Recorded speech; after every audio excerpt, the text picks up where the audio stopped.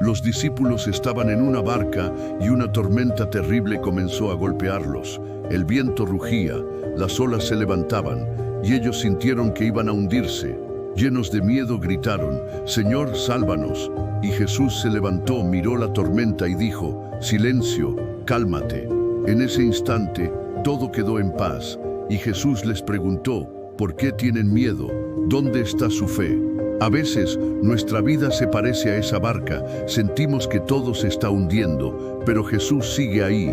Él no abandona, Él no falla, Él tiene autoridad sobre cualquier tormenta que hoy estés enfrentando. Si necesitas que Dios calme algo en tu vida, comenta amén.